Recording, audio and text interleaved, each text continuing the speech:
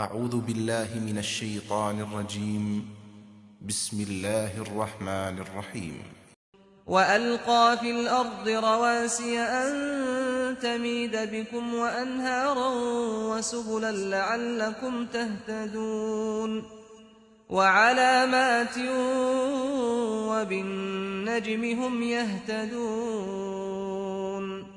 اسی نے زمین میں پہاڑ ڈال دیے ہیں اس لیے کہ وہ تم کو لے کر جھک نہ پڑے، اور اس میں نہریں جاری کر دی ہیں اور راستے نکال دیے ہیں اس لیے کہ راہ پاؤ، اور ان کے علاوہ دوسری علامتیں بھی ٹھہرائی ہیں، اور لوگ آسمان کے تاروں سے بھی راستہ پاتے ہیں۔ He has set forth the mountains on the earth lest it may tilt away with you, and has made canals to flow in it, and made paths so that you can find the way.